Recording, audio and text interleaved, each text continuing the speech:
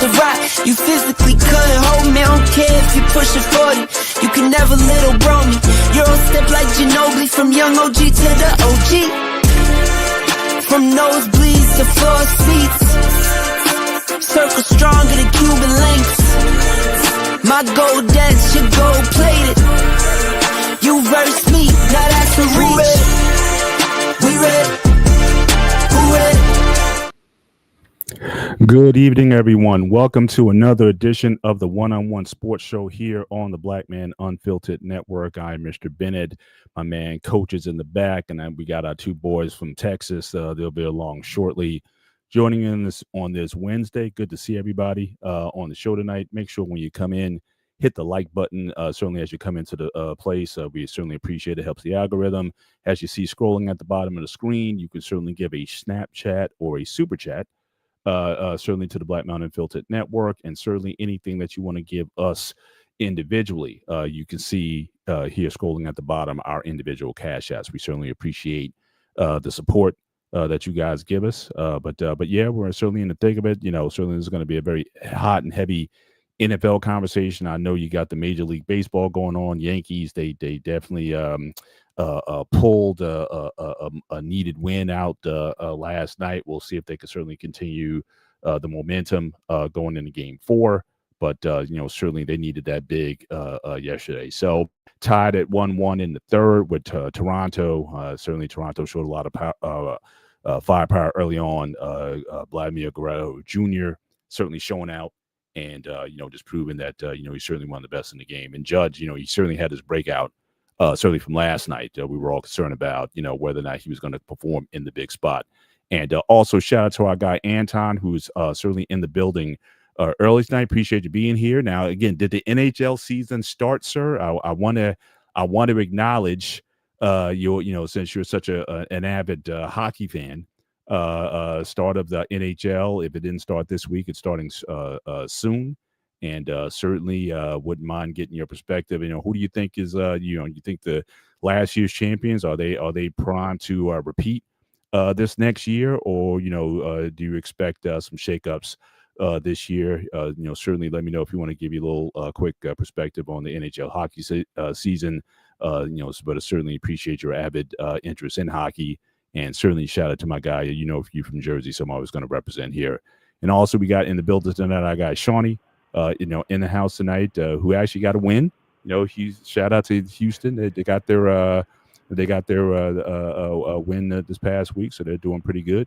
But you know, let's just go around. Coach, how are you doing, sir? What's going on with you? Oh, what's up, y'all? How y'all doing, man? Hey, man, it's hump day, man. Wednesday. Football's starting to get better. Weather's changing. I'm excited about next week, man. So, yeah, man.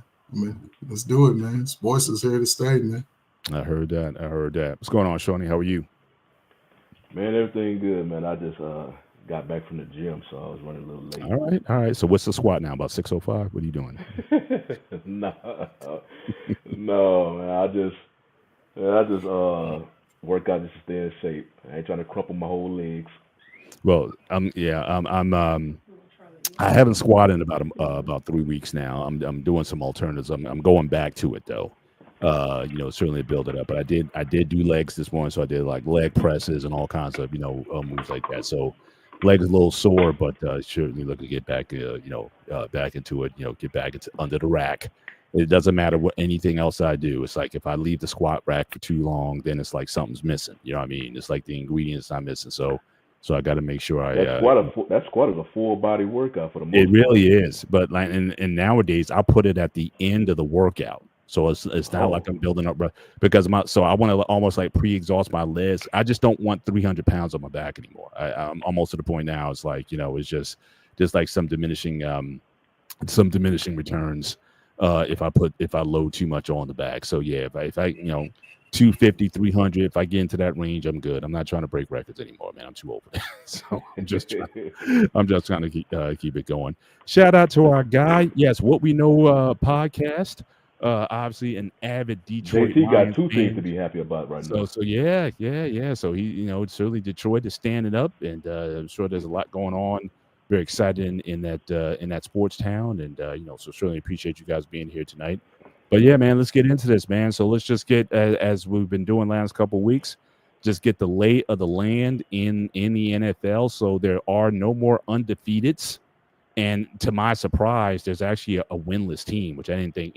I didn't think the Jets would start at 0-5. I thought certainly after week one, I thought they'd have some promise there, and I thought they'd have some gains, but they seem to be just regressing week to week. And it's interesting. The two quarterbacks that played for the Steelers last year don't have a win this year.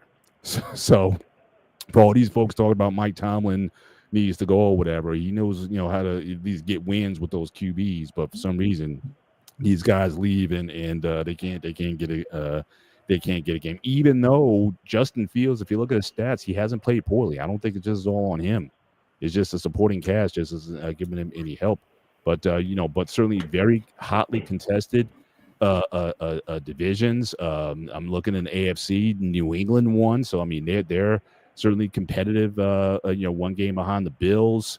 Jacksonville, we're going to talk about those guys, and obviously the AFC West is looking pretty competitive right now. So just go around, just quick survey before we get into specific games. Again, we're not going to go over all 16 games, but certain games we're going to talk about as discussion topics tonight. But just your overall, what you're seeing, trends, what you're seeing so far after week 5 of the NFL season. We'll start with Coach, and then we'll go to Shawnee. I mean, I'll just give my two surprises, man, right now. Indy and Jacksonville, as far as the winners. Baltimore is a big old disappointment, obviously. But, yeah, those two teams, compared to where they've been the last few years, actually leading that division. Yeah, salute to them, man. Salute to, in the NFC,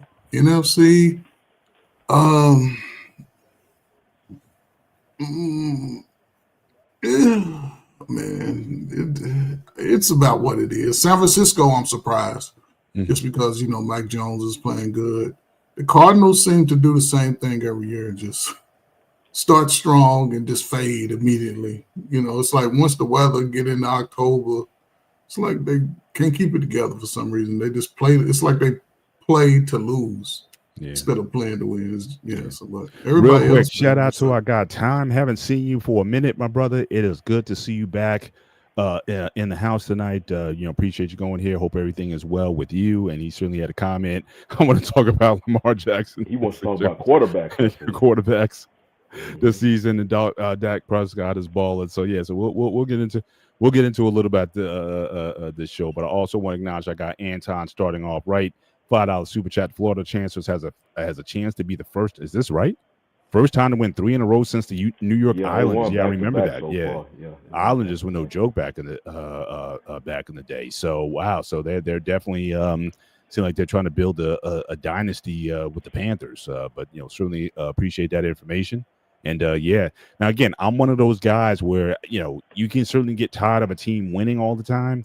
But having said that, I do like to see dynasties. Like I was really pulling for Kansas City last year because I just wanted to see if they could do the three-peat, because we've never had a three-peat in the Super Bowl era. We know the Packers did it in the late 60s leading up to the first 2 Super Bowls, but we never saw it in the Super Bowl era. So so a part of me likes to see things that haven't been done before.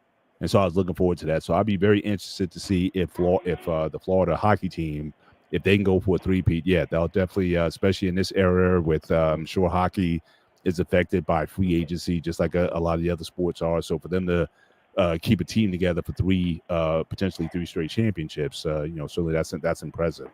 But sure, go ahead, Sean. I just wanted to acknowledge those guys. But if you want to give just your overview so far, what sticks out to you so far this season with the current standings as they are. Yeah, I agree with Coach. Indy and Jacksonville are definitely surprises of the AFC. I'm not surprised Buffalo lost to New England, division rival. So, they play each other twice a year, so they're going to know you very well. Mm-hmm.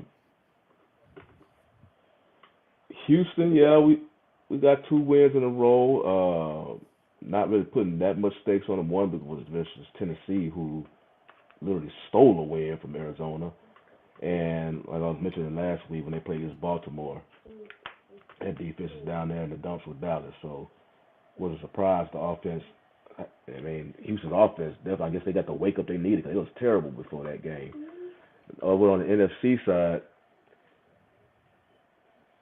we'll talk about Philly later. It's something about that team. Not surprised at Tampa Bay. They just a sneaky team. I mean, Mayfield,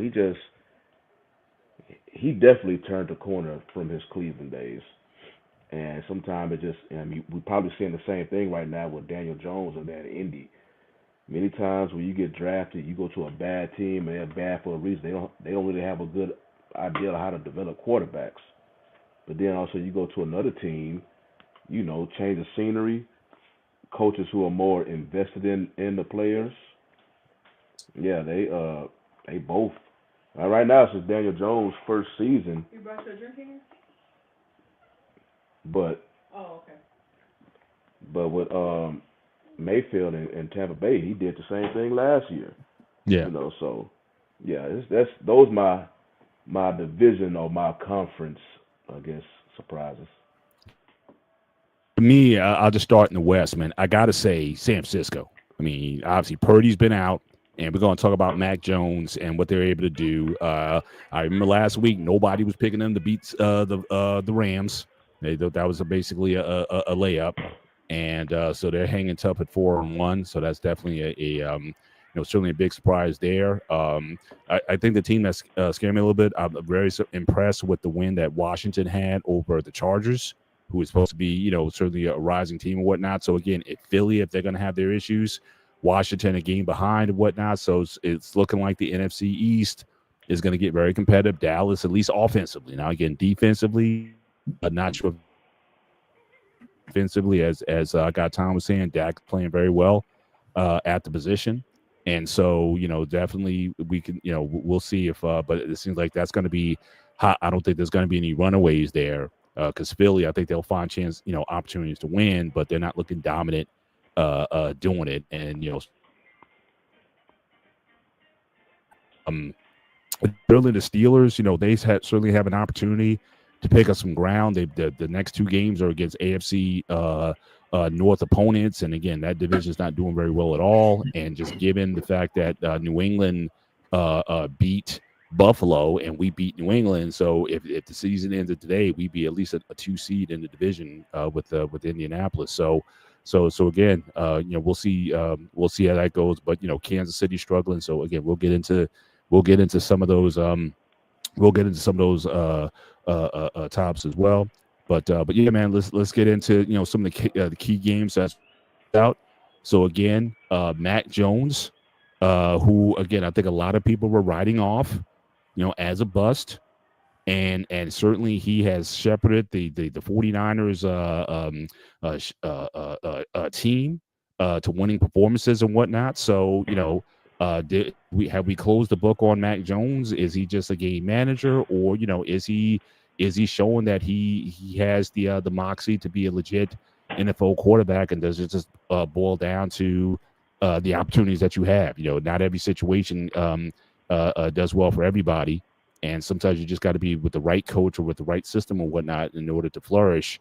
And is this a matter of him just being in the right system, or is he can he be a dude in the NFL? Let's start with Shawnee, since you picked LA over the 49ers, and I know we were going back and forth in the chat. So your thoughts on Mac Jones and his trajectory? Well, I'm surprised the amount of success that Jones had against the Rams. And what's his name? I picked him up off the waiver wire, but I didn't start him. That was Kendrick Bourne, and he just had a coming out game versus the Rams. So him and Jones just was clicking, and can't really be too surprised about the rising of Jones because of his head coach. Kyle Shanahan is known throughout the NFL. He's a good coach, a good offensive-minded coach. He has success coaching quarterbacks. I know,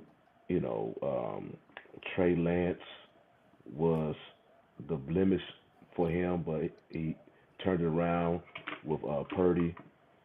But yeah, it's definitely a different Mac Jones who was in New England.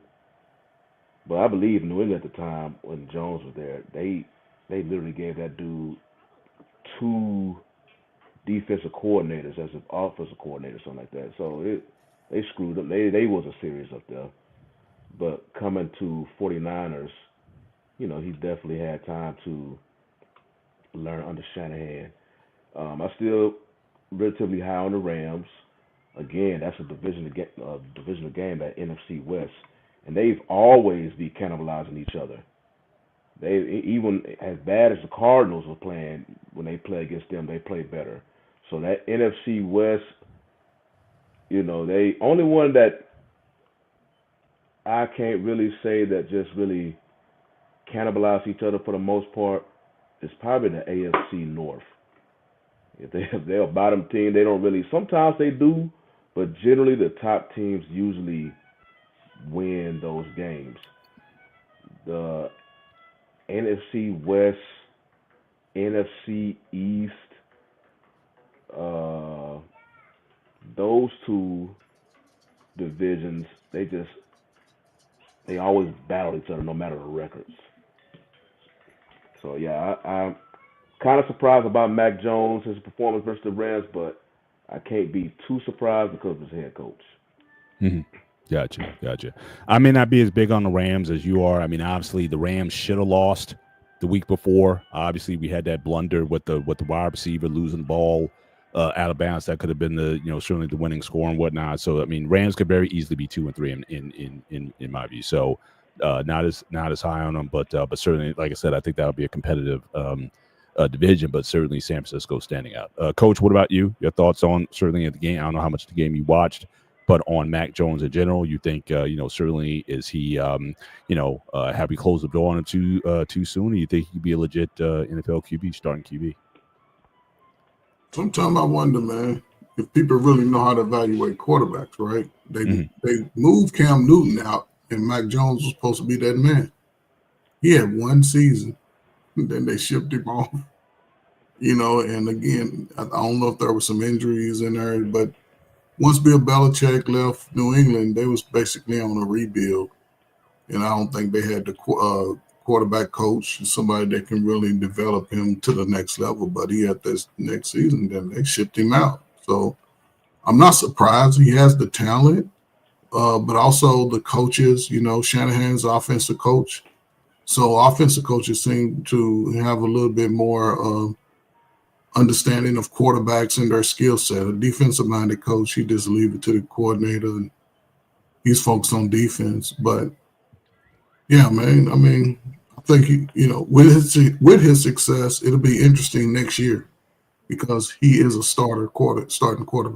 Mm-hmm. So we'll see how he goes from there. Because Purdy, again, he's the man. He signed. Yeah, he got paid already, so he's not going anywhere. Yeah, I don't know, man. We'll see, man. But yeah, it's still early in the season, man.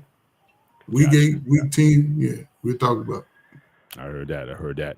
Next big story, next big game, as we saw, we had the Booger game. Yeah, they had so listen, this broke the internet. Okay, so hold up.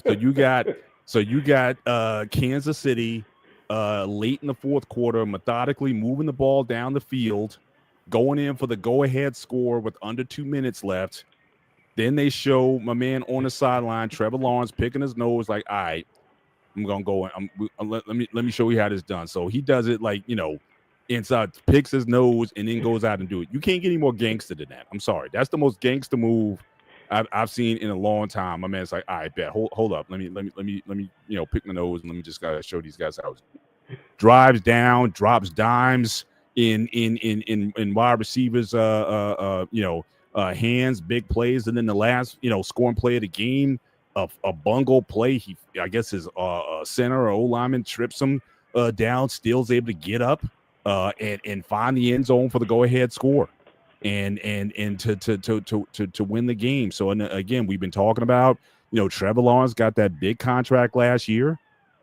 He was on the they were trying to use the buzzword with him. And but certainly, that team is playing very well. They had a pick six, 99-yard pick six against Patrick Mahomes in this game, so they have a good a good defense. Trevor Lawrence has been playing better. He was certainly playing like a good QB on that last drive. So in Kansas City at 2-3, so sometimes it's just not your year. It looks like they were riding the ship. Very dominant in their last game, and they thought they pull it out this time, but that magic wasn't there. Trevor Lawrence said not so fast. So again, your thoughts on this game, and where do you think Jaguars? They're it seems like they're a very dangerous team in the AFC. So your thoughts on the game? Let's start with the coach, and we'll give it to Shawnee. Hey man, first thing, man, the picture's nasty, man. It's a nasty ass picture, man. I saw that in real time, and I was like, no, the hell he didn't, man. I would like to know where that towel went. You know what I'm saying? But I don't know, man. I would be getting a hand off it.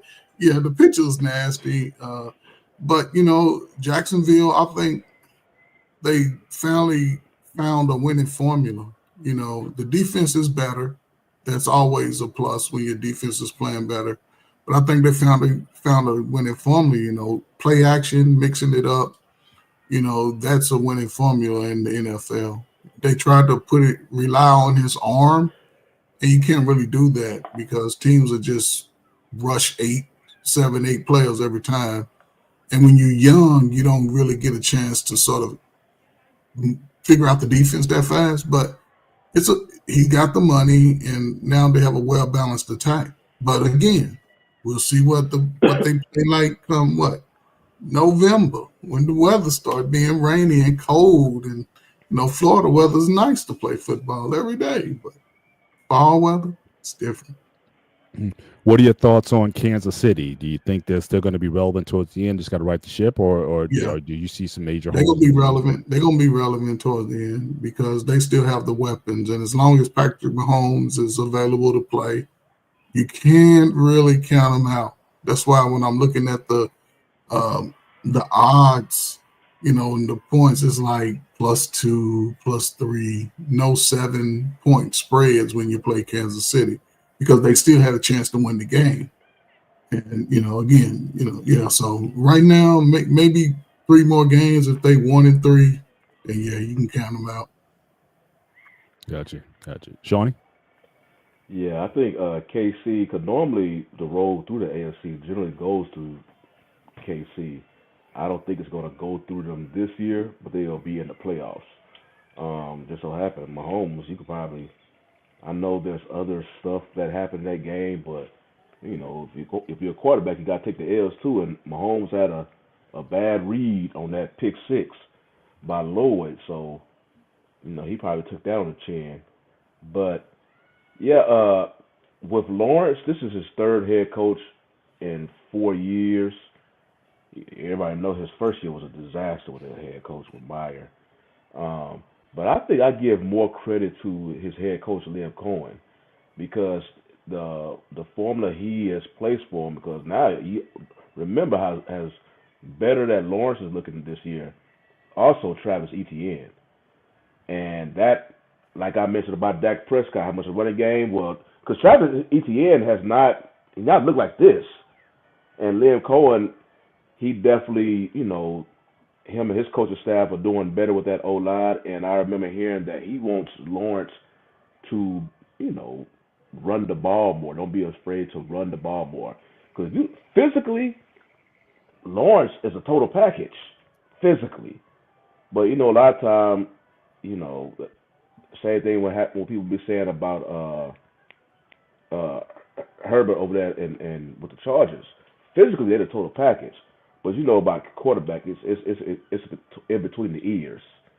And I don't know, Lawrence, like I mentioned, he had all these different head coaches, but he looks like he had one with now Cohen, who would be able to have some staying power with Jacksonville, because you can't keep changing coaches and thinking your QB gonna have success. That's just a formula for failure. So Right. Hopefully Liam Cohen will have some stand power with Jacksonville. Defense definitely improved. I want to play as a Texas fan. I definitely want to play them again. I believe Texas had a chance to win that game, but it was a play that literally just, cost them that game. But yeah, it's definitely good to see Jacksonville on the come up. I don't think anybody had the AFC South having 2 4-game winners. Cause AFC, you always think about KC and Baltimore, and I don't know, the rest of the conference is a toss up. But now you got the 4-1 teams all reside in the AFC South. Absolutely. Shout out to our guy Dante in the building tonight. Always good to have you on, sir. Certainly feeling pretty good with the Cowboys' victory over the Jets on Sunday, although a little bit of controversy, which we may get into later in the show. But good to have you on. So again, we talked about obviously the some may call this an upset. Or surely Jacksonville over Kansas City. So again, your thoughts on the game, or we also talked about the 49ers win over the Rams. So if you have any commentary on that you want to give before we get into the next topic, your thoughts on any one of those games you want to take on. What's going on, fellas? Sorry, I don't got my normal setup tonight. My update, the update on my MacBook just couldn't work. I was trying to set it up, and I was like, it literally had no problems with it and didn't until today. But I'll start with Mac Jones, man. Hats off to Mac Jones, another guy you're gonna add to the quarterback rehab list of the McVay Shanahan tree. So those guys they get with the quarterbacks, and then now some assistant quarterback quality control guys are gonna get an OC and then a head coaching job. What's going on, Antoine? Always supporting us. I appreciate it, brother. But shout out to him. They had no injuries. I actually started the 49ers defense in my fantasy league and lost points because they just kept getting shredded. And then I'll give props to Jacksonville. I'll give props to Jacksonville because that interception for Devin Lloyd was amazing. Looks like he's headed to a first team All Pro appearance. Those guys, when you get those interception numbers, those turnover numbers early, when you look at the season and they got 7, but they got 4 in the first couple of weeks, it doesn't matter if he's still making tackles and plays. He's probably going to be on the first team All Pro list.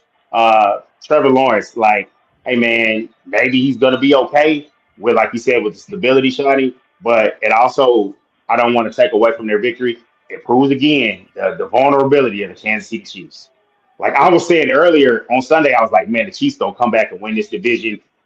Chargers lost a game to the 2 NFC East teams, the Giants and then Washington. And then I was just like, oh, well, it's over. Then they lose. And that win against them just helps the Chargers out. So the AFC, besides the Steelers who are on a bye, it's looking kind of crazy over there. It's looking kind of crazy at the AFC. So I know you're happy too, Mr. Bennett, the way things are shaping up, man. Yeah. Although they're gonna have me worried that if they win this Sunday, it'll be like a field goal win or whatever.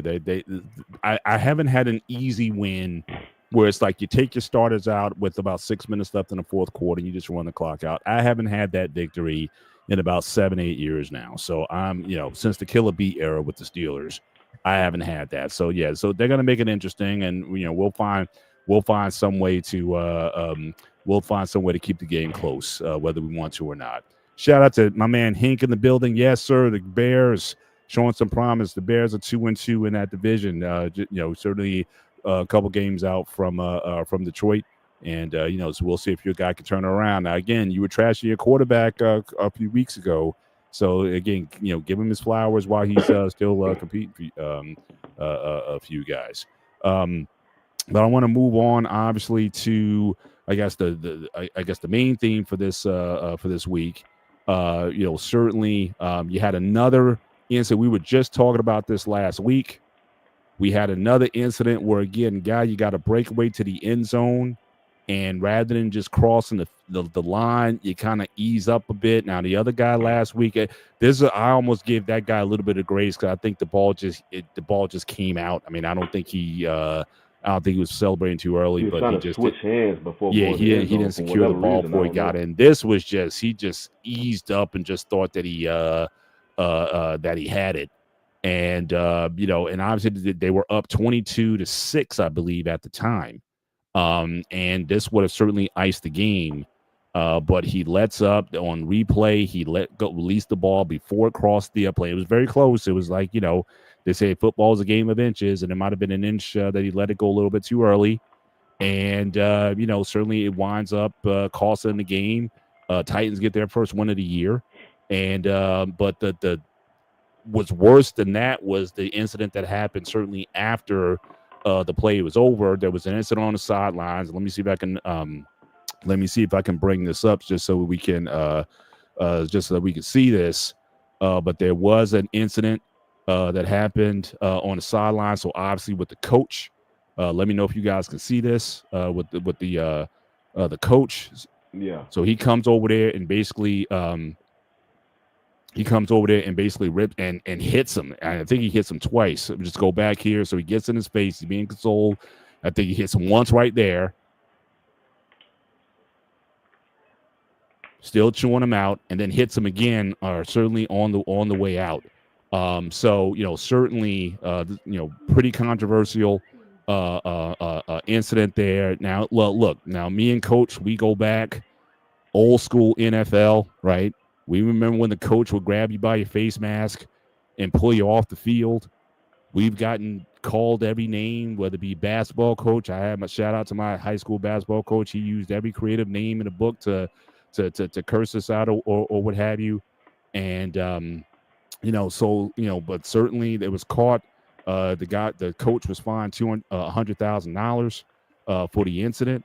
And so now this talk comes up about old school versus new school. But I'll say this. Now we've seen some tough coaches. We've seen Bill Parcells mic'd up. We've seen Mike Ditka mic'd up. I don't think I ever saw those guys hit a player. Not even that whole, because, the whole head slap sort of thing or, hitting, punching the chest, like, come on, get it together. I've never seen those guys do that. With those guys, if you did something like that, they would basically say, all right, he don't get on the bus to go home. Get him off the team, whatever. He don't ride with us back or what have you. So it definitely, very controversial. So, your thoughts, one, on, again, the second week in a row where a guy seems like has a shoe-in touchdown but doesn't secure the ball before he gets into the end zone. So if you want to address that, and then the incident with the coach afterwards, and then what do you think goes from there? And again, the play cost in the game, and where do you think it goes from there? So, Coach, what's your take on the play, on the incident afterwards? Do you think the fine was appropriate, and do you think that they can recover from this? On the play, I think he made a great play initially, but again, that's why he's on. That's why they play the positions. I always say secure the ball to the back of the end zone, then celebrate. Don't celebrate at the goal line. It's the NFL. Everybody's on TV. Everybody's getting the line like so. Sometimes they just get over emotional and celebrate too soon. The incident with the coach, yeah, I would love to see. Just think about this. Y'all fathers in the stands, right? Your son's playing sports or whatever. And y'all see the coach hit y'all son. Don't sit up here and tell me y'all gonna sit y'all ass up in that sideline and be like, oh man, y'all gonna go down and be like, hey, what's going on? So the fact that he did it, again, coaches are emotional, you know what I'm saying? But I don't think in that moment, I wouldn't have put my hands, but we would have had a conversation. We'd have sat down on that bench and we'd have had a conversation at least. I wouldn't have just walked up in his face. He's already being consoled by a player, because if he'd have hit that coach, then we'd be talking about how bad of a player he was. But, the coach was young, but they should give that young spot to me, not to him, man. You know what I'm saying? But I'm just saying, man, I wouldn't recommend no coach hit a player today, because he's holding his helmet. And if he slap off and hit you with that helmet, and it is what it is. So, and he's not going to say nothing. He's a player. He understands the mistake, but it wasn't a hit like he punched him to fight him, but he slapped him on the pads. Before games, I hit players like on the shoulder pads and hit him in the chest, but that's just part of getting up in it. But something like that, man. I don't know. Everybody ain't built to be a coach, I guess. So, Shawnee, your thoughts on it? Yeah, I was.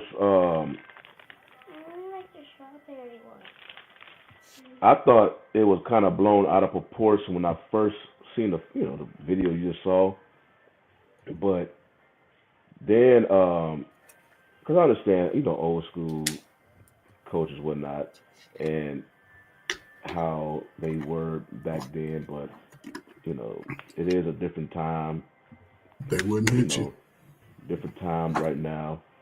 I thought DeMarcado, he handled it well. Even at post game, he just accepted all the work. I mean, what else can you say? I mean, you the backup running back. You coming in there, you doing stuff like this. That can be stuff that can ultimately get you cut. I believe Gannon is under a lot of pressure. That just you saw the frustration on him. Not an excuse for him, but you saw the frustration on him. But yeah, I thought when I saw that video, I was like, okay, he just hitting them in the pads, But I can see Trey. He mentioned it. No, he hit him. He hit him. I don't know because you don't see him. You don't see this video too much because everybody keeps seeing this cell phone video. But ESPN had a better video, like showing the coach. And yeah, I was trying to find that one. It's like they had a better video, and Gannon it looked like dude, he like punched this dude in the chest, and you could see DeMarcado. He kind of put it. Cause he had a teammate on his shoulder, kind of calm him down, and he was just taking the verbal lashing from his coach because you can't be doing stuff like that. But after Gannon hit him the first time, you see DeMarcado kind of put his hands up, kind of like, okay, coach, get on out of my face. That's enough. That's enough. But he still wasn't getting mad. You just kind of see him kind of, okay, coach, that's enough. And then when Gannon kind of was walking off, that second hit, it almost looked like a closed fist, dead to the, almost like a gut punch. The way he did it, of course, he hit him in the pads, but it almost like a gut punch. But DeMarcado, he's a running back. He could easily take it. But I was like, okay, you did strike this man. Like I was like I said, that video, it's a better picture of what's the cell phone have, but you can't really. I don't know where ESPN got it from, but they had it. But man, I was like, you could clearly see. I'm like, okay, coach, you kind of going a little bit too far. And like I say, DeMarcado, he took it well. As far as he was more. I know the outside is talking about the hit by a coach and his anger at that moment. DeMarcado talking about the fumble, or the premature letting the ball go, because it was literally that play that could have iced the game. Then all hell broke loose after that play. It would allow, because it was some other crazy plays that happened after that premature fumble that allowed Tennessee to win the game. But yeah, like I say, at first when I saw that video that you shared, I was like, okay, maybe he just kind of, open hand slapped to the front part of the chest. But then when I saw that other camera angle, and you could clearly see Coach hitting him the first time, and DeMarcado like put his hands up, like kind of, okay, Coach, that's enough, just kind of waving them on. And then as he was walking off, they just gut punched like to the sternum of his shoulder pads. I was like, oh damn, man, you doing a little bit too much. But then again, I guess he was so bad because if you're a football player, the one thing they put in you is it's you before the team to come before you. So when you make a mistake, especially a costly mistake, you take it hard because you feel like you're letting down your team. So DeMarcado he was just already feeling bad for what he did. And I guess that was a perfect time for Gannon to do what he did, because any other time, he would have been like, hey, man, don't put your hands on me. But he was feeling so down at that moment. But yeah, that second video, you can clearly see Gannon punching him in the sternum. And, it was definitely. And then he came out the next day, he apologized, but. Yeah, like I said, I thought it was overreaction that first video, but once I saw that second one, you can clearly see that man striking that dude. And I was like, okay, you going a little bit too far now, Coach.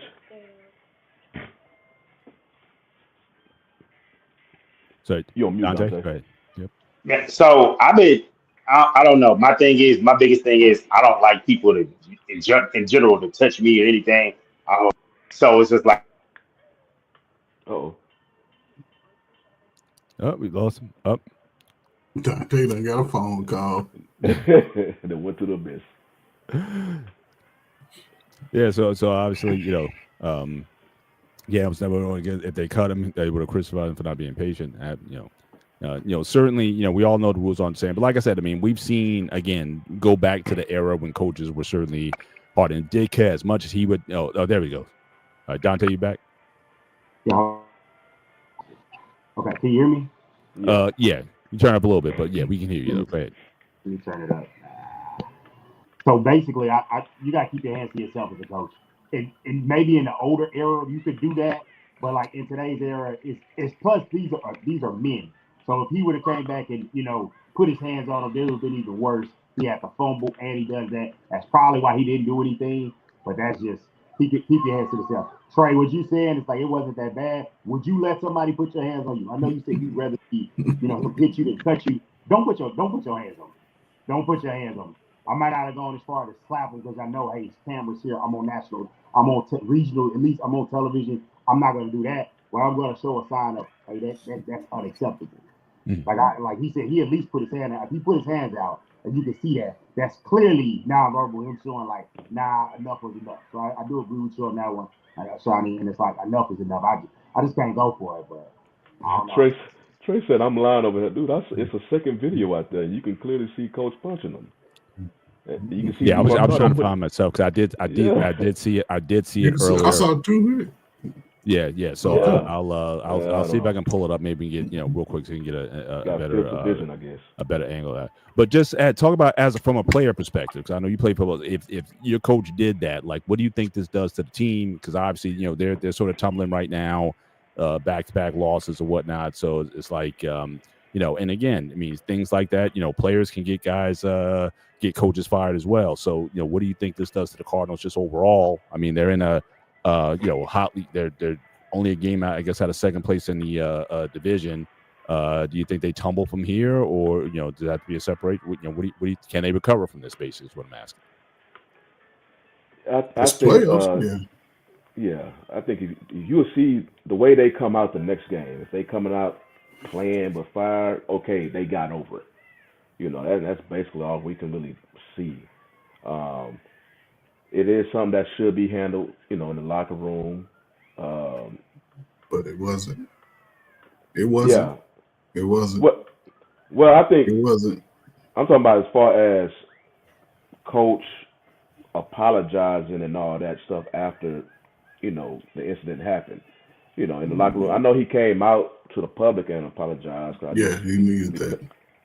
But the majority. He say he apologized to Democado and the team as a whole. Yeah. That very next morning meeting. So, too like late. I said, we won't really know until they play and they That's come too out. late. That's too late. They lost the game. They went into the locker room. You apologize on the spot. You don't wait till the media get a hold of it, then push it out. If that was Mike Tomlin, his ass would be out of Pittsburgh. Let's be real about it. As a coach, especially today, we know how highly sensitive these grown men are. And in an emotional game, you cannot put your hands on them. Yes, I agree. Before a game, you slapping the shoulder pads. I do it to players. Make them look in my eyes and hit them on the shoulder pads. Some of them don't like it. I let them know, but he messed up. Coach, did you ever get the face? Did anyone grab your face mask? I've seen it done to some players in Little League football in the 70s, in the 80s. But throughout high school and college, no, I never seen it. You got up in your face, but, you're at the strongest when you're in the NFL. So, again, I think it's an emotional game. So, yes, he was emotional. However, a player was already giving them that. And that's on the field. You let the players do it. I'm gonna pull you over here. Was that the head coach? Yeah. See, for the head coach to take that time and come over, there's something going on with the team. I think he could look. I think he's losing the team, and and he felt that pressure on that mistake. Players make mistakes. It's not the first person that fumbled the ball over the goal line.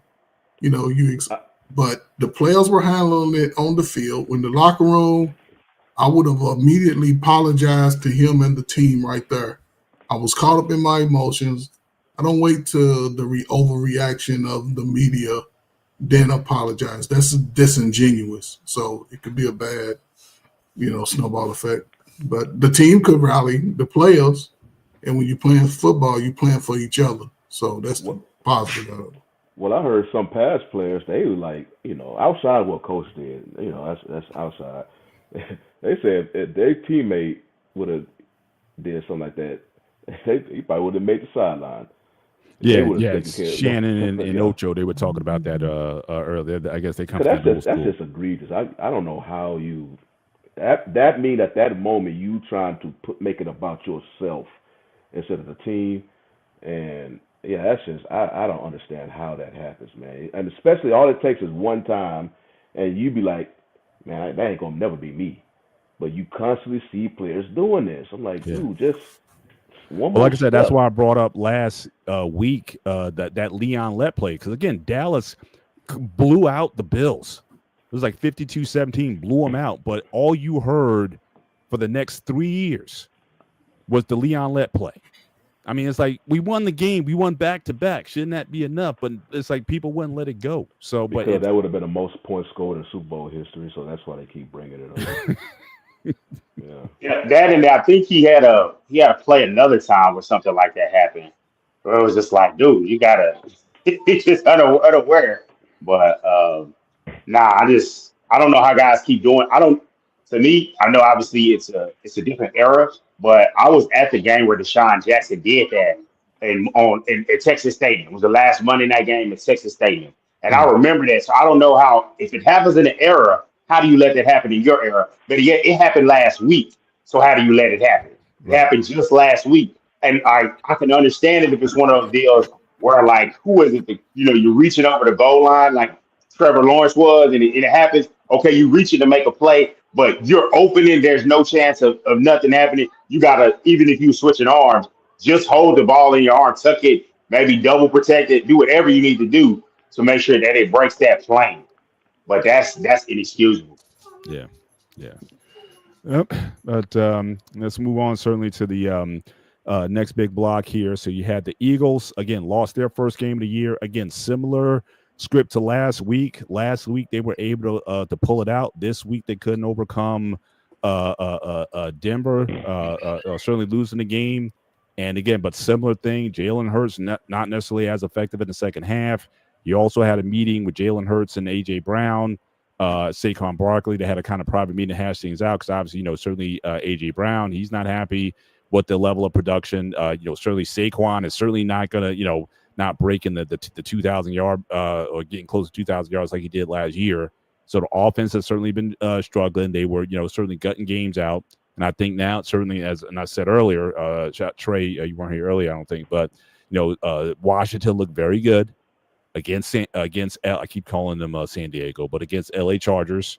So again, they're only a game behind. So this could be a very competitive division to get, especially if the Eagles offense is going to continue to struggle, this year. So again, certainly for those who were down on Jalen Hurts, certainly you have fodder this week, certainly to talk about his, him not necessarily, especially in the second half, not stepping up the way they need to. But is this something? Is this a sign of things to come?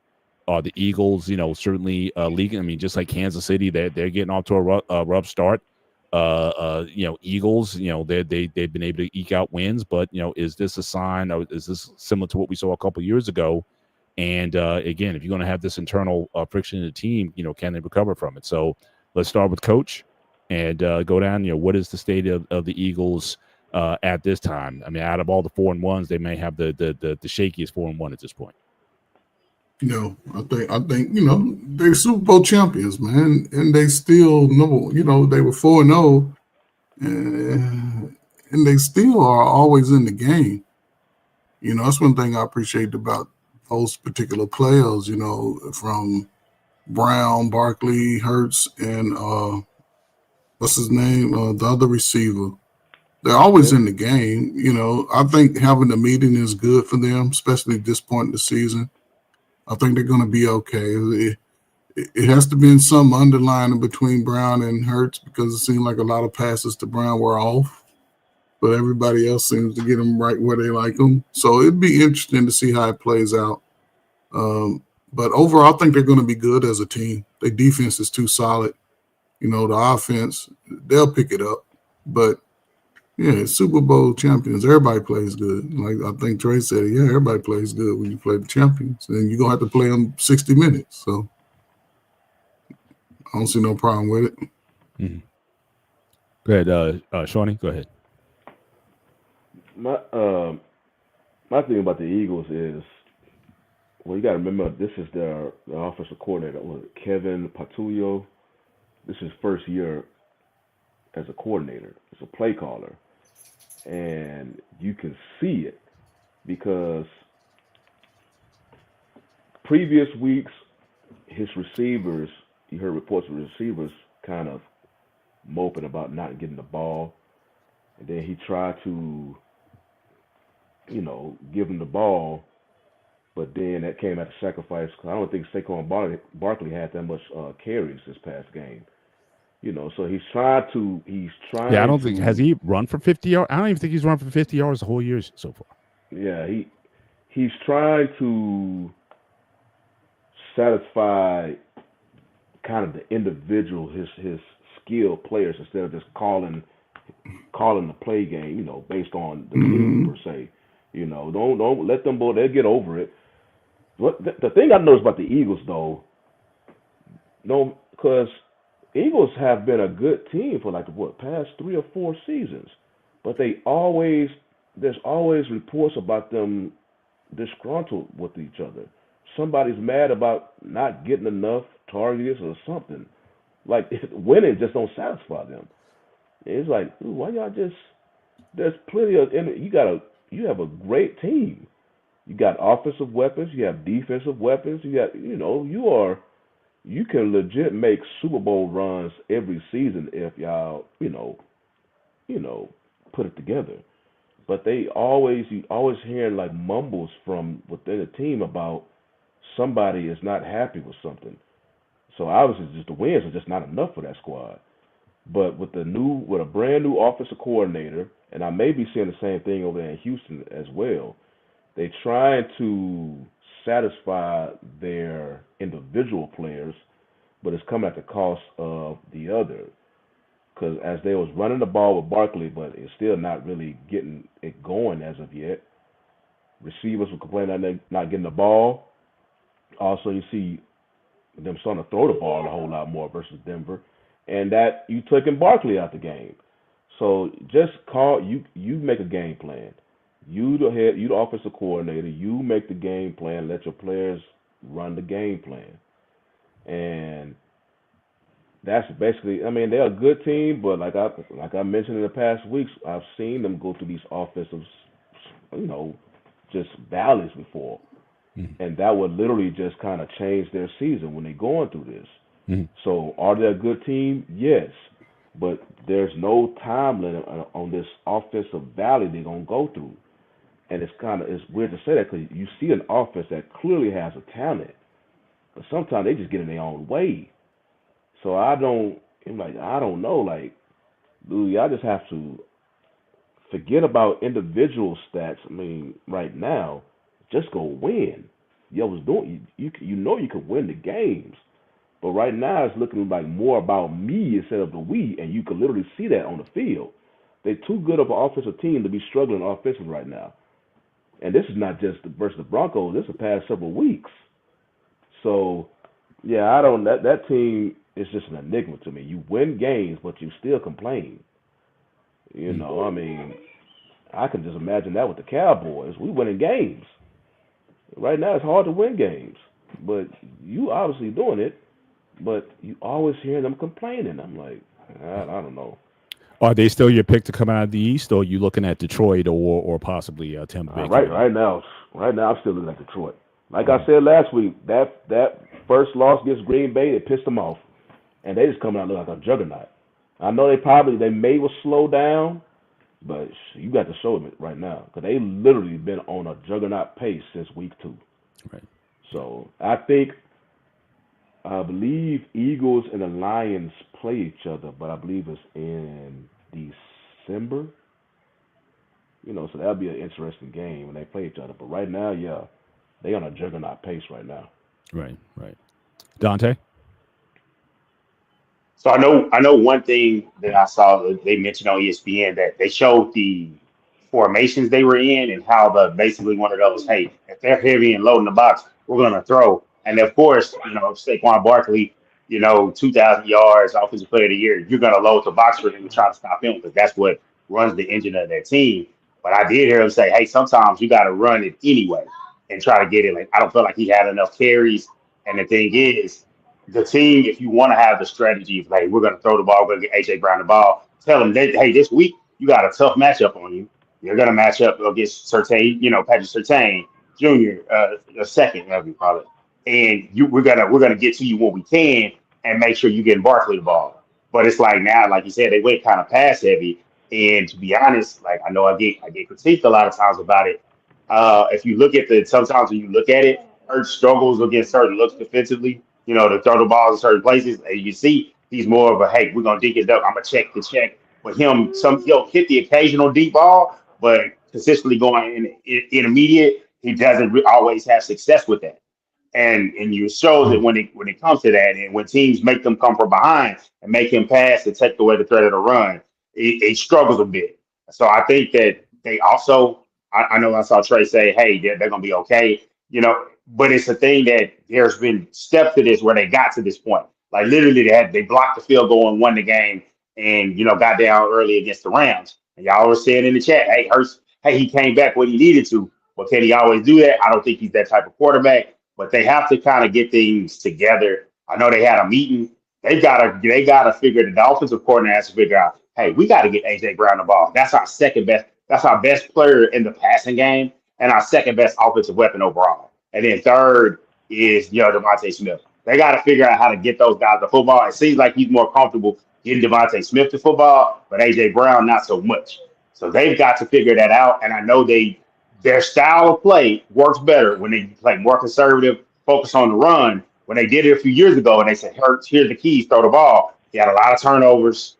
And it was kind of like, hey, they scaled it back, more run, went to a Super Bowl, won a Super Bowl. So it's like that formula works, but when teams figure that out, how is the new offensive coordinator going to be able to figure that out? Nick Sirianni, he's got to step in, and he's ultimately going to take the blame for it. You know how fast Philly can turn on you. He got to go ahead and right this ship. Some of the ship will be righted when they play an easier schedule. They play more of a gauntlet to start. So he's going to, get it together against the lower quality of teams, and then when the schedule racks back up, you got to be ready.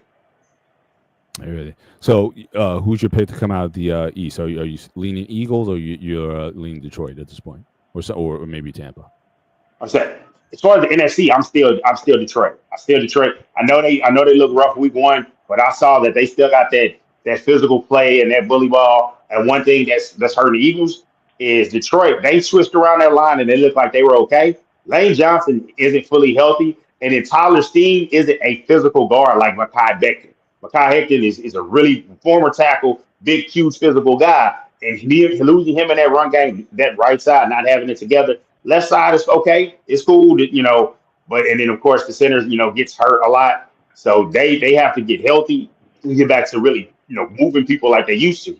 And like they did say, the left tackle, he said it before, hey, you guys love the push rush. It's really effective, but doing it so much, it puts hell on their bodies going and doing that. And so I think early in the season, especially against good competition, they're a little bit worn down. I think eventually they'll get the run game going, but I want to see what it looks like when they're playing those type of really tough defenses.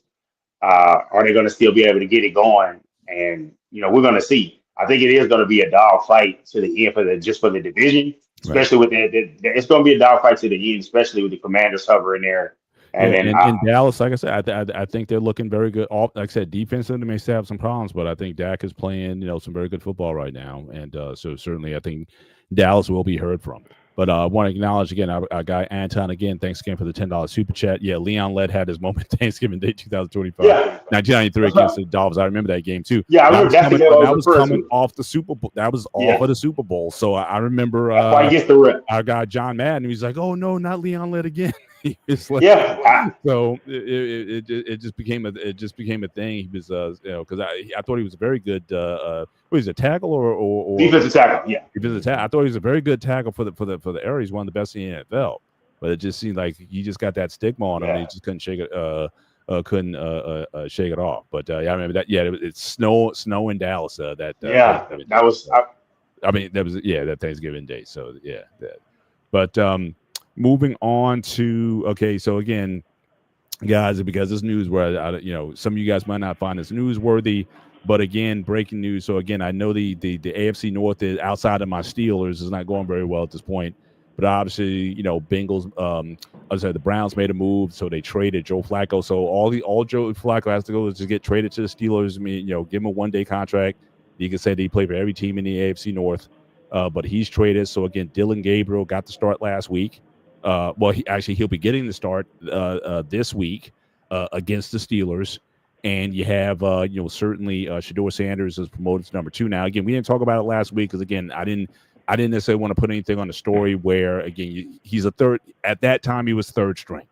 Third stringers never get interviewed or whatever. So I thought people were just blowing it up where apparently they were asking him about, do you think he should be second string or whatever? And he kind of gave this answer where he just moved his lips but didn't say anything or whatever. And everybody was flipping out over that. It's like, oh, that's just showing his immaturity or whatever. But by elimination, because Watson's not going to be back in time, Pickett is not on the team anymore. So basically, he's promoted to QB2. And all it takes is one hit in the NFL, and he could be very likely starting possibly in this game against the Steelers. So, what do you think of his prospects? I know we go back and forth in this channel quite a bit over, is he a good quarterback or not? He's overrated or whatnot, or is he the real deal? But all we know right now, he's QB2 by default, and he could possibly get some reps this week. He'll certainly be getting QB2 reps this week in practice, and possibly can get into the game on Sunday. So, and that also Paralysino Prime, who I don't think necessarily helped the matter, because I think he was asked during his Colorado press conference about the move of certainly Shedeur getting number 2, and he said some, I guess some inflammatory things about Cleveland. And again, I don't know if that necessarily, helps the situation, but what do you think? Again, the coaching carousel in Cleveland, and do you think Shedeur does he have at this point a legit start opportunity to be a starting quarterback this year, given that they had 5 quarterbacks on the roster at the beginning of training camp? So we start with Coach, and we'll go down. Man, the football gods are real, man. Football gods are real, man. You know what I'm saying? Hey, Flacco, I'm surprised that they moved him, but, it just goes to show that he was just a filler. It's a good opportunity for both young quarterbacks to prove, that they are worthy. It's early enough in the season. Gabriel, I think they're going to give him about a 5-game stint. If they go 0-5, Shedeur is on the rise. So it's going to be interesting. I saw the interview with Deion. He said he don't give a damn about the Cleveland Browns. He's worried about the Colorado Buffaloes. Now, if they take that as derogatory towards the team. And actually, I do need to give an update, and thanks. Shout out to Anton for bringing it out. He has been activated, Sean Watson. Now, again, I don't think he's going to be suited as number 2 this week, but they said that he will suit up for the Steelers game. When the trade happened, everyone's saying that most likely he wouldn't be activated, but it looks like Deshaun Watson may be available and potentially suit up for this game. But again, I don't know how what he's done in practice, if he's going to be ready to step in. But I just wanted to give that clarification. So you continue on with the commentary. I just wanted to call that out. And again, that's another plot twist. The fact that if he's the money man, he's the money man. So if he comes out to have a clean bill of health over the next few weeks, then I see him getting an opportunity to get back in there and start, just because they have rookies, especially if Gabriel doesn't win these next few games. Shedeur be back to 3rd. Again, it's just unfortunate, the position that the NFL, put him in. But again, you never know, man. You never know with football, man. You have to play the game. Gabriel gets hurt this week. Shador, he's in. He pulls out a win. It's hard to say, man. So, yeah, man. I'm surprised that they moved Joe Flacco, though. But Cincinnati needs a quarterback, and they're looking for a quarterback who they know is not going to require a long-term stay. He's maybe one season away from retiring. So, yeah, football guys are real, man. Shawnee, what's your thoughts on everything that's going on with the Browns now? Well, one, it was a rare interdivision trade with the Browns and the Bengals, because I don't think we've seen the interdivision trade since the Redskins and Eagles for McNabb, and then before that, I think it was Bledsoe. So that was rare in itself. I guess if I'm not surprised since Cincinnati made a trade, because they found out quick that Browning was just not going to be that dude for them at all, and so they just needed some type of jolt in the arm. They say, I heard that Flacco's a quick learner. Flacco's going to be starting for them this week after just being traded. So he already been named the starter before his plane even landed in Cincinnati. As far as when it comes to Sanders, I still think they're going to keep an eye on Gabriel. They have to. Cleveland put themselves in this situation. It's kind of just a mess, really, their quarterback room. Having five QBs in the QB room. It was just a mess. And right now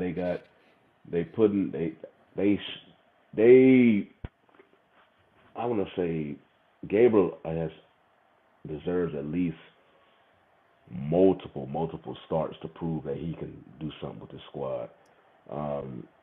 Do I think Sanders will have a game starting? I don't really think he'll have a game start in 2025. Mainly because the longer, the more the year goes on, Watson's gonna be getting better and better and better. And like I say, as soon as Watson's better than everybody, y'all both are on the bench.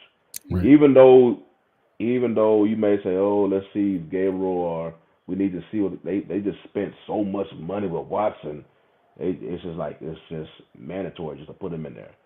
It don't make no sense having to do you got a fully guaranteed contract to over $200 million, and he's on the bench. So, it's barred from injury with Gabriel. That's the only time I could see Sanders starting anytime this season.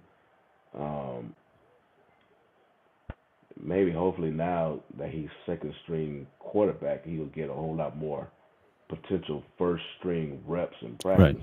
Because I don't think he was really getting that at all. So he's moving up, but yeah, I just don't want him to be rushed. I just think it's such a consensus fan base, or just everybody out there is trying to push Sanders. You're gonna mess around and put that dude up there prematurely, and then if he looks bad, then then what you gonna say? Because there's gonna be a whole other crowd of people out there like, see, pointing the finger if he's looking bad. I'm like, put him out there when he's ready. That's my whole thing. Put him out there and he's ready. So, yeah, I think just the longer Gabriel's out there, that gives Watson more time to get healthy. And you already know, as soon as Watson gets the clean bill of health, he's starting. Yeah. So. Dante? Okay, so I wasn't there last week, but I want to say the whole thing of him not speaking, for everybody, I'm a supporter of Shedeur Sanders. I need everybody to take the rose-colored glasses off. If you are a supporter of him, you have to admit that was not a smart move.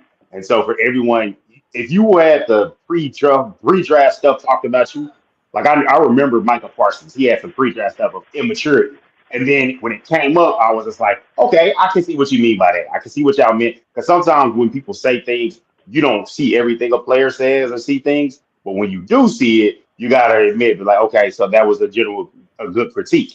And then it made more of a story for you being the third string guy. yeah, they shouldn't have been talking to the third string guy. It should have just been a conversation of, hey, I'm supporting them, blah, blah, blah, generic coach speak stuff. And then it's like, boom, about your business. Now it leads to stuff like this where I saw that actually I didn't see anything about Deshaun Watson. I literally had looked it up before this trade happened, like not knowing it was going to happen, just looking for his injury outlook. And it's kind of like everything I see is shrouded in mystery and it's a question. So I don't know if he's active, if his practice window is up and from being on the pup list or what. I saw Bailey Zappi, who's on the practice squad, potentially being elevated, and Kevin Stefanski didn't want to commit to Shedeur being the number 2 QB. My thing is, I hope he's the number 2 guy. What I will also say is this. I know they have the money invested. That is what we call a sunk cost at this point. He may not ever play again because I literally saw that there is another case that, he was supposed to tell them about any potential cases. There's another case that possibly could come up and they might be looking at, hey, don't play because this case could void the contract and they could come off with it. And so there's a lot of things at play because they're headed for a top 3 pick. They're probably going to take. And so it would behoove, Shedeur, if he gets a shot, say everything right, play as well as you can, try to show some potential. Maybe you get some of those wins to where you knock the team out of position for the higher quarterback, and then they kind of stuck to be like, hey, let's give them a shot for offseason and all of that. But Dylan Gabriel, same way I thought about him in college, not really impressed with him. And like, hey, he did enough, but he could probably be a backup. I heard he's really intelligent. He could probably bounce around the league. And, Kellen Moore. Kellen Moore was meant to be a backup till he broke his ankle, and we know the rest of that story. But I hopefully Shedeur gets a chance, and hopefully he takes the opportunity of it. I want to say this. I know, how everybody is hyped up and said, Arch Manning was overhyped. Mm-hmm. I need fans of Shedeur Sanders and friends. I saw you in the chat talking about Deion. I need y'all to get off the thing about, hey, they hate Deion so much. Hey, bro, these dudes are trying to get a job. If you think they're trying to hold a vendetta from a guy that's been in the Hall of Fame so long ago, got inducted, and was out of the league so long ago, last play with the Ravens, I think they're more worried about keeping their job. The Browns are terrible. Barry's worried about keeping his job. Stefanski's worried about keeping his job. If Shedeur looked amazing, I think first overall pick amazing, I think he probably got more of a shot. I will give you this. They're trying to give the guy that they drafted higher, the 3rd round pick. They're trying to give him every opportunity because you spent more draft capital. 5th rounders fail all the time. So you're not worried about if Shedeur makes it or not. It's just that he was too good to pass up, which I think they really should have flipped their spots, but that's just my opinion. So the way Arch Manning was too hyped, we're overhyping too much for Shedeur for the 5th round pick. Let it simmer and then go crazy when he gets to start. Not go literally crazy. Just give him time to get some starts. But I think the Shedeur Hive is doing a little bit too much. Coach Prime is about to have a losing season almost. So yes, I feel him. He's worried about the Colorado Buffaloes because I don't know how many more games they're gonna win. So props to Shedeur. Hope he gets his opportunity, but Shedeur Hive gotta calm down a little bit. Gotcha. And thoughts with Prime. I don't know how recent it was, but I think he's got to go in for another blood clot surgery. I think it's like a 16th surgery. So thoughts certainly with Prime that he can certainly recover from that. But yeah, certainly he's got a lot of things going on, even beyond football, that he certainly needs to focus in on. But last, I wouldn't even call this a major story of the night because again, it's not football related, but what's going on with your guy? So your team went in and basically waxed the Jets. Deshaun, your guy Dak played well and whatnot, but then Jerry just can't help himself. So he gets a $250,000 fine, which I don't think he'll go. If anything that you learn from watching that documentary on Netflix about the Cowboys, the NFL has not been able to hold Jerry accountable to anything. So he'll probably appeal that, and it might be $5,000 by the time it's over. And I think he may even protest that.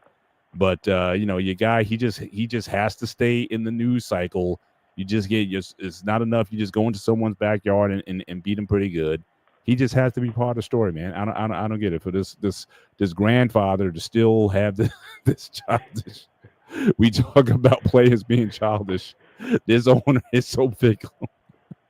with stuff going on. So I'll start with Dante first, Dante and Shawnee, since you're the Cowboy fans down here. But what come get your boy. I mean, what's going on? Why? What's the I want to ask him what's the purpose of it? And like it's to the point now I don't listen to his 2 time a weekly hit from the owner and general man. I don't listen to his hits on the spot. I literally that's my favorite station. I turn the station when he does because it's like I'm gonna hear about it anyway. I'm gonna hear about it on ESPN. But like seeing this is just like I brush it off like, come on, dude. Like it was no need for that. You're putting the shine on yourself. And it's just like, it's not the biggest thing, but it is the thing that's just like, why? Just why? He just can't help himself, man. You're right. He can't help himself. It's like, talk about me. Talk about me. It's like, why? Trey, shout out to Trey. He approves the message. I feel you on that. If it was somebody else, I see it as like, come on, man. Yeah, if it was one of the players, it's like, hey, say that for the Eagles, man. What do you beat up on the Jets for? Thank you. That's who. Like now, that I can 100% get behind.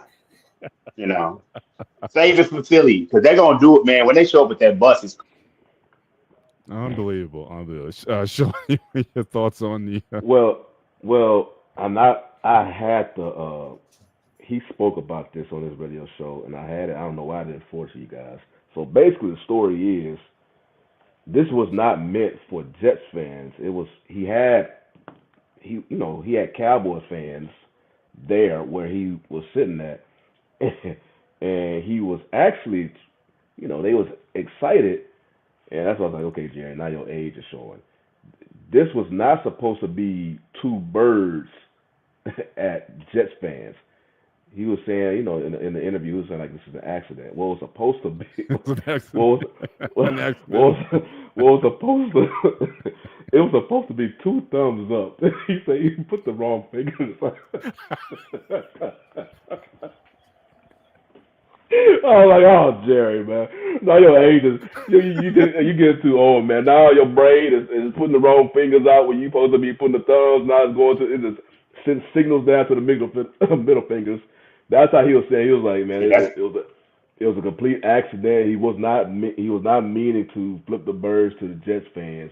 He was actually trying to pump up the Cowboys fans because they was excited. They was all pumping up. One thing I know he does this in Cowboy Stadium. I guess apparently he does this in other stadiums if he can. Jerry tends to sit closer to the fan base. So Cowboys fans they travel. So they were sitting right there as well, and then as the game going and the Cowboys were doing well in that particular game, they was getting excited, pointing up to Jerry, and Jerry trying to, he wanted to give him the thumbs up, but for some reason his brain sent signals to the middle finger instead of the thumbs, and he putting the middle fingers up, and that's what people thought he was going at Jets. But according to his interview he had with the 105.3 The Fan down here. He was like, no, that was not my intentions. It was a mistake. It was just, I just accidentally put the wrong finger up.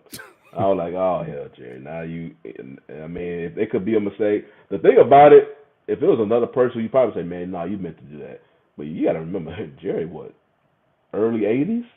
He's up there. So I'm like, man, maybe it was a mistake, man. I guess you're just really showing your age right now. Mm. Coach, are you buying it? It's an age thing.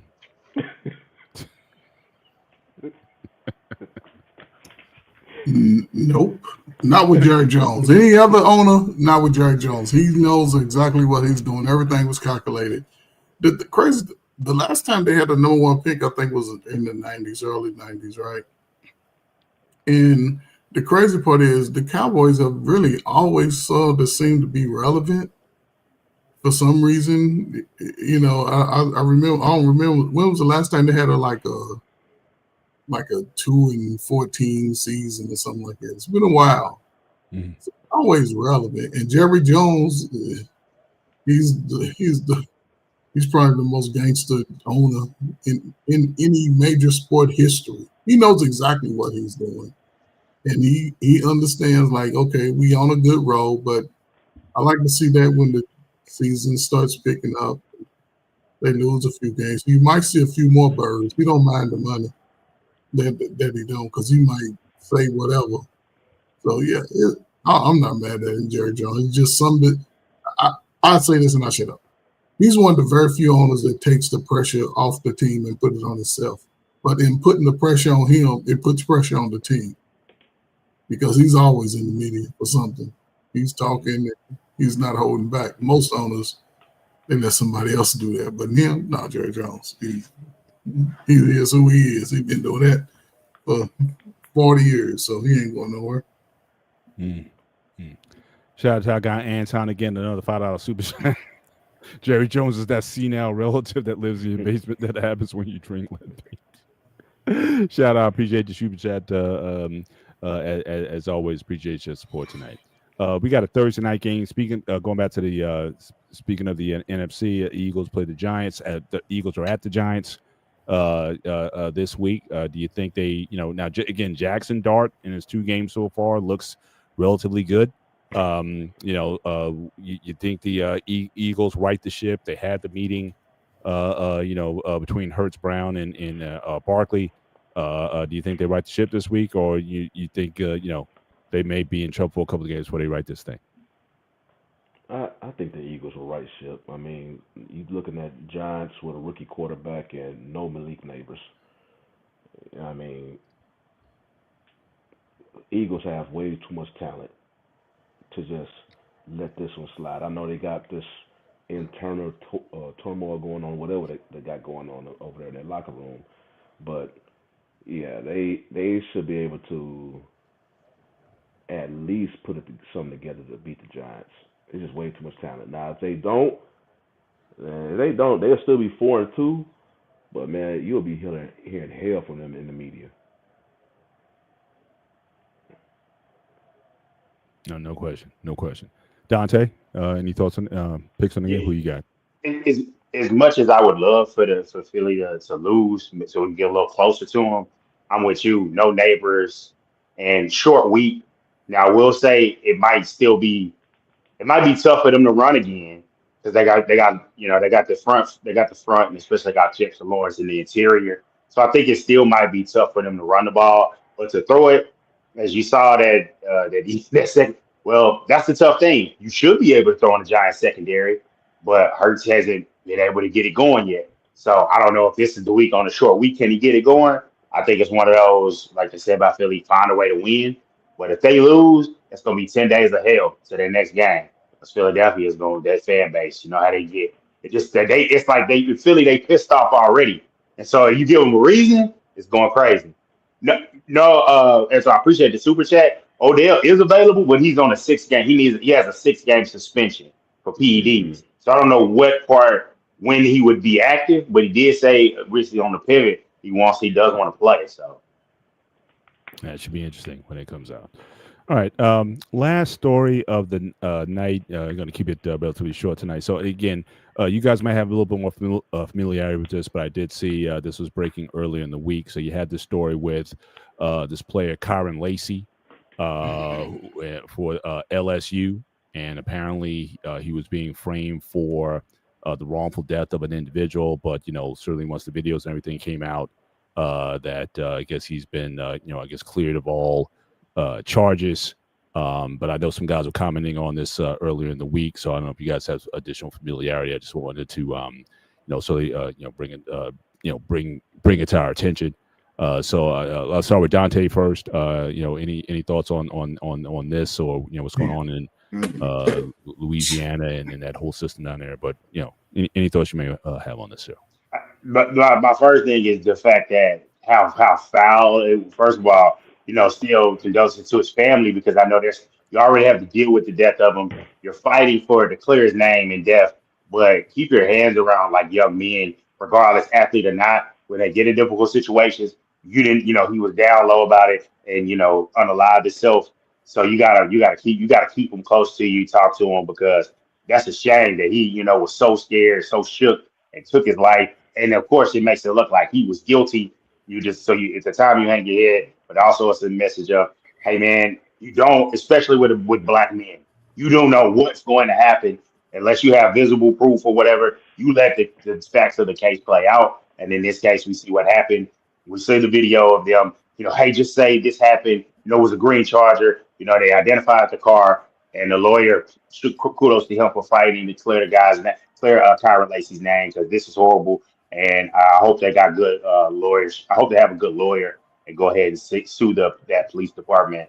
And because this is ridiculous. This is unacceptable. Yeah, very tragic, very tragic. Shawnee, any thoughts on Well, this? you heard Ryan Clark speak on it after the game. Was that Monday night? But it looked like this thing started to get kind of messy because after the attorney released his clips, it looks like that particular law enforcement has replied back with another video, basically, stand on their point about Lacey being involved in this accident. And you can clearly see that green Charger was not speeding on a residential road. And then as soon as it exit like camera shot, you heard a big boom. So it's probably his car running into something. So that was the video clip that after the clip that the attorney put out, and it appears to be showing that Lacey's innocence in this whole matter.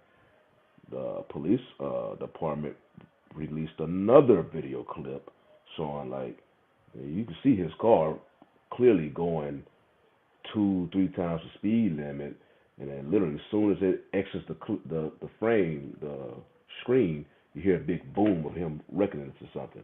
So, like I say, man, it sounds like this thing could potentially get messy. People showing clips here. This is the clip showing his innocence. Oh no, it's not. Here you go. We got another clip showing he's involved in this. And I don't know, man. I could just imagine how his family going through it. So you have your son who maybe potentially right now, I don't even know, potentially was involved in an accident. It looked like the cops at the time was putting the blame on him, whatnot. He felt some type of way, put him in a dark place. End up, we know the story about with Lacey. And then all of a sudden, so the family got to go through that. You just suddenly lost a son. And then it comes out that it looks like that he was potentially innocent. So now you it looks like your son has been framed. So you feeling now it's anger now. And then now that same police department now putting up another video trying to reinforce their point. So it's just, it's like everybody trying to prove.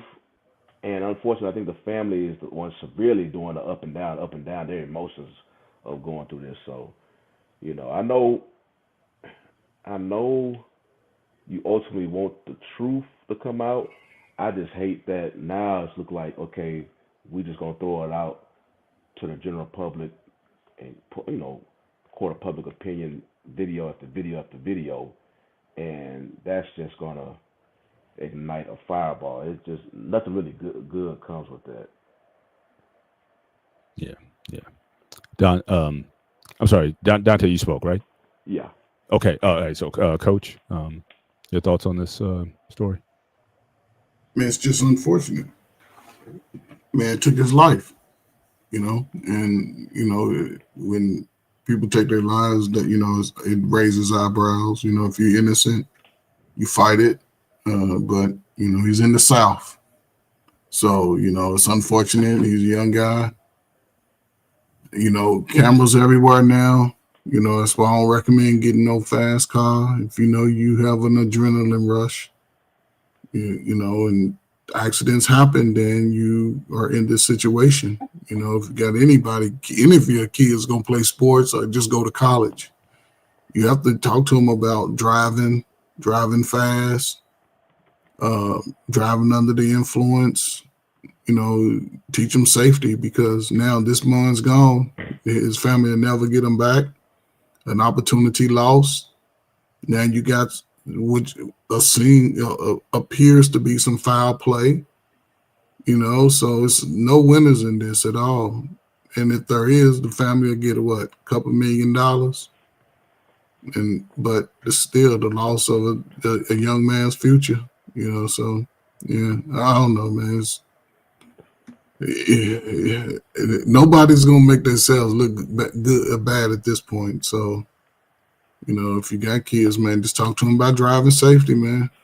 Just because he can afford a Hellcat don't mean his ass get a Hellcat. But again, it's just a bad accident. It's an unfortunate incident. The guy took his own life. That's what sort of raises my eyebrow. Like, why you take your own life? Yeah. Things still had to play itself out. So yeah, it's just unfortunate, man. Yeah, very sad, very sad. We're gonna wind down the show.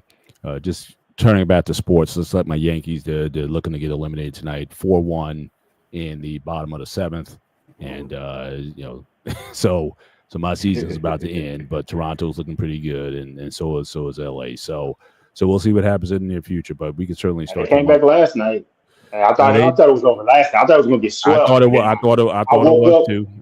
I went to bed, woke up. I said, "Oh man, I missed it. I missed the comeback. I hated it." I said, "Dang." Yeah, so they're gonna have to pull it again. That pitcher that rookie. I mean, he was so sensational in that previous series. 12 strikeouts in his debut shutout.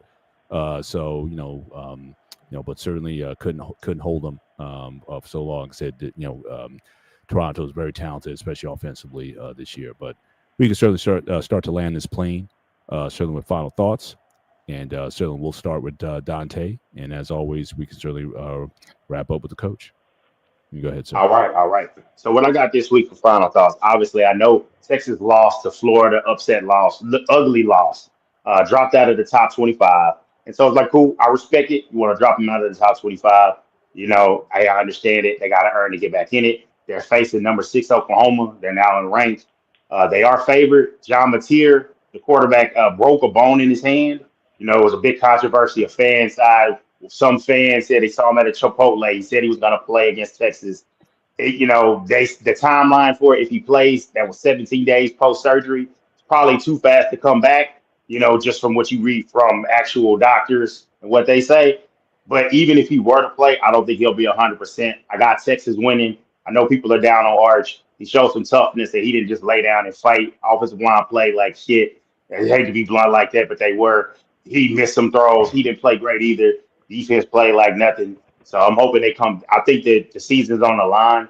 They come out and win this game. They have the season in front of them. But I still don't like the outlook of when they go to Georgia. That's going to be a tough one. So that's where the season may end there. But I do got Texas winning this week and then getting another victory in the Red River Shootout. Gotcha. Shawnee? Yeah, my thoughts is I'm gonna go to the Cowboys. Hold on real quick to let you go. You said horns down, Texas not back. These are just 2 semifinal playoff appearances. So I'm not saying they were back in the same, but we are back in the status of, hey man, we ain't no scrubs like we were with Charlie Strong. Just putting it out there. Yeah, they could have had almost 2 titles on them. But yeah, I'll just give props to how the Cowboys just looking. I know the offense is looking. I got to give much prop to Schottenheimer because he has that offense looking nice. And considering that they lost their main weapon versus the Jets, they was down 4 offensive linemen. Dak is getting a good timing with receivers. Ryan Flournoy. All of a sudden, you have Ferguson look like a touchdown every game. All of a sudden, right now. So they looking good on offense. Defense, they looking slightly better. I'm just saying slightly better. It may be the team. I can't even say it's a team they win again because they look terrible against teams they were supposed to beat, aka the Bears at the time.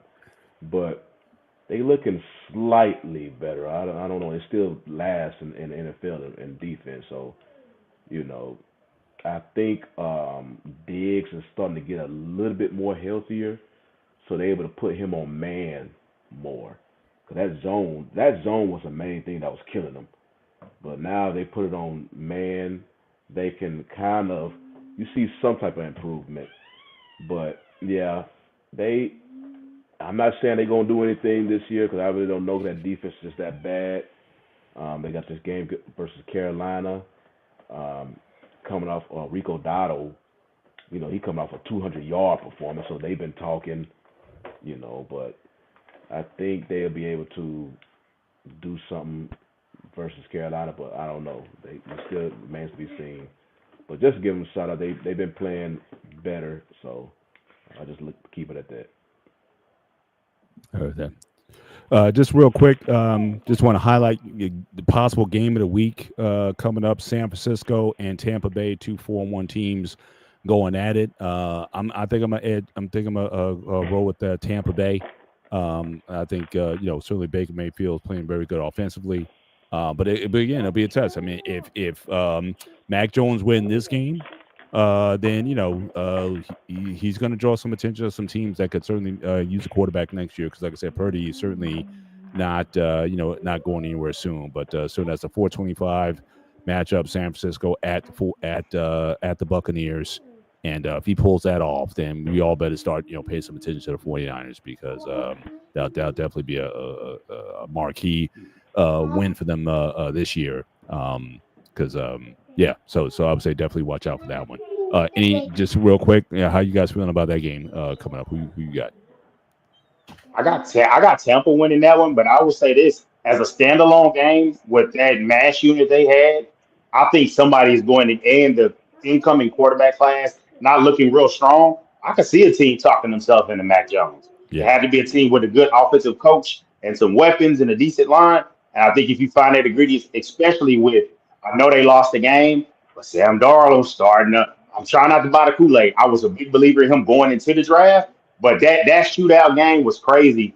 To be honest, Shawnee, I think that shootout game showed me that some other teams have some defenses that are a little bit shaky in the NFC, and it could kind of be wide open besides Detroit. I would say that's probably the second game because Seattle, they go to Jacksonville.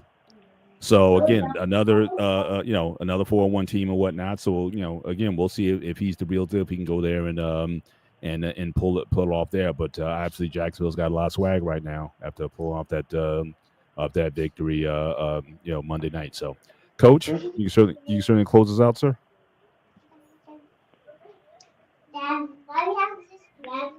Man, it's another good week of football coming up, man. So all you fans, just be fans. And I'm gonna say this, man. Shout out to girls basketball, man, women's basketball. Look like the Aces grade B champions again with Aisha Wilson being I would predict the finals MVP and the regular season MVP, man. Salute to that, man. So yeah, man, the weather's changing, man. Don't be so high up on your teams, man. Let them play it out in the cold weather. And we'll see, man. So all you Cowboy fans again, man, y'all are crying, is complaining this team and the whole league since Jerry Jones been an owner, man. He gonna flip the bird off at all y'all fans if y'all keep harassing him about his team, man. But yeah, man, listen, man, it's sports, man. Ain't no need to get all worked up. You win some, you lose some. Right now, everybody's trying to win. So if you want to win. I heard that. Don't I heard that. play to lose. All right. Well, again, we want to certainly thank you guys for coming in tonight for the One-on-One Sports Show. Make sure you hit the like button certainly as you leave the show. But we appreciate you guys coming in. It's always good when we have the full posse in. Dante missed you last couple of weeks, so always a pleasure having you on. And hope everything's going well with you guys. But so enjoy the rest of the games. Like I said, my Yankees, they didn't score in the bottom of the seventh. So again, it's just going to be slow death for me tonight. But always next year, right? So, but certainly for myself, for the coach, for Dante, for Shawnee, this is the One-on-One Sports Show. You guys take care. God bless, and we'll see you next week. Good night. Peace.